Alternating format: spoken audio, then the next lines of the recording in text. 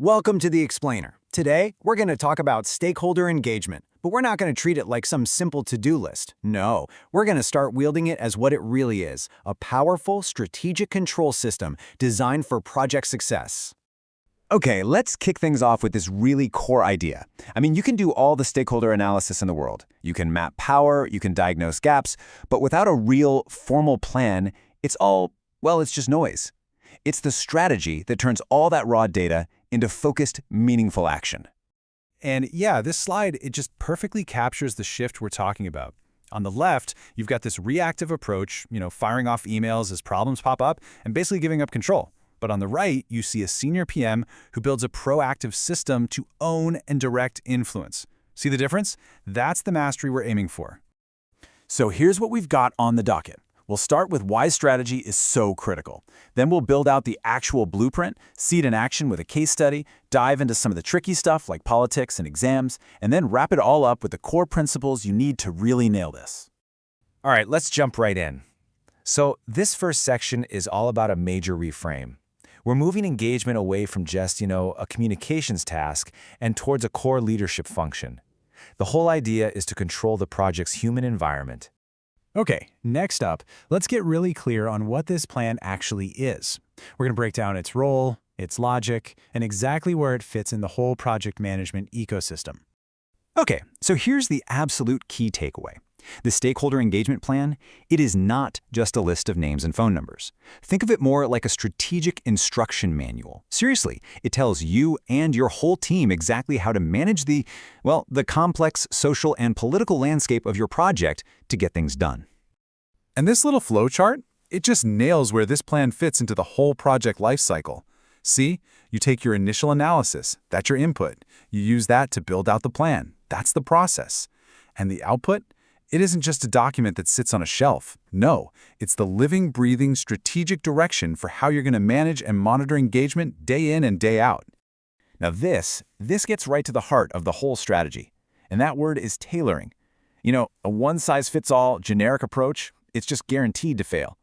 The core logic here is to spend your team's energy where it counts the most, by matching your strategy directly to a stakeholder's specific power and interest. That's how you get the biggest bang for your buck leadership-wise. All right, enough theory. Let's make this real. We're going to jump into a case study.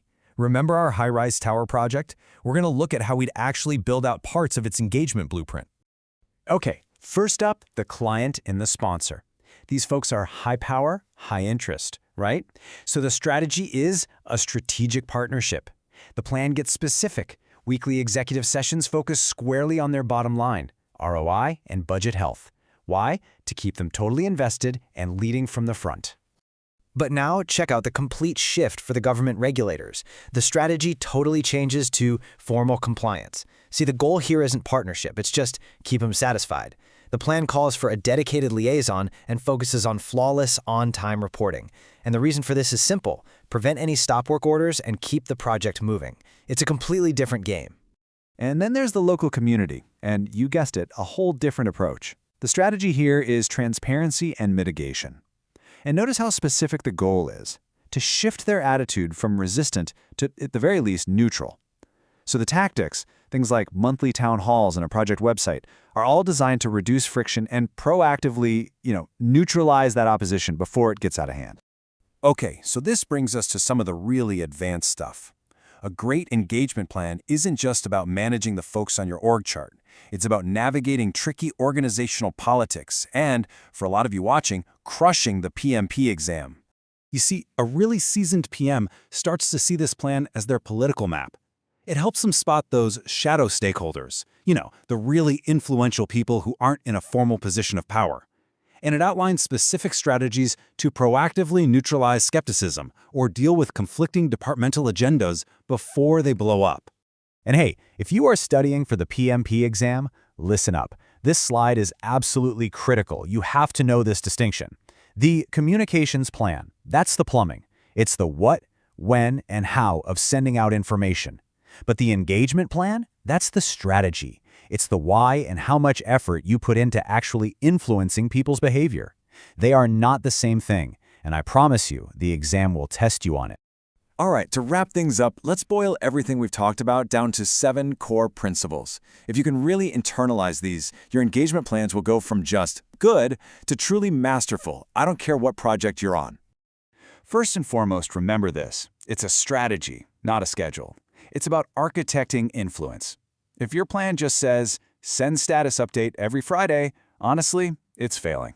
It needs to define why you're communicating and exactly what behavior you're trying to shape. Number 2, tailoring isn't optional, it's mandatory. We saw this perfectly with the high-rise case. A one-size-fits-all email blast to the client, the regulators, and the community? Total disaster. Every single key stakeholder group needs its own unique, documented strategy. Third, you've got to keep that clear line between engagement and communications. Engagement is strategic. It uses communication as a tool to influence people. Communications by itself is tactical. It's just distributing information. They work together, for sure, but they are not the same thing. Okay, number 4. Your plan has to live in the real world, and that means it has to deal with political reality. You have to actively hunt for those shadow stakeholders and understand the informal power dynamics in your organization. If you ignore them, you're just asking to get blindsided later on. Fifth, please treat this as a living document. It is not a check-the-box task you do once and then forget about.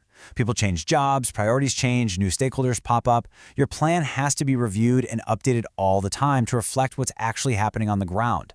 Number 6 is all about sensitivity. Look, your plan is going to have some pretty sensitive assessments of people's attitudes, their power, their influence. You have to handle this document with professional care and keep it confidential. It's all about maintaining trust. And finally, number 7, you need to integrate this plan with your formal change control process. Think about it. If a key stakeholder suddenly becomes a major opponent and you need to radically shift your strategy to deal with them, well, that change is just as important as a change to your budget or schedule. It needs to be treated with that same level of rigor. So I'll just leave you with this one question to think about. I want you to take a good, hard look at the projects you're working on right now. Is your engagement plan just a static document collecting dust in a folder somewhere? Or is it a dynamic, proactive control system that you are actively using every single day to drive your project towards success?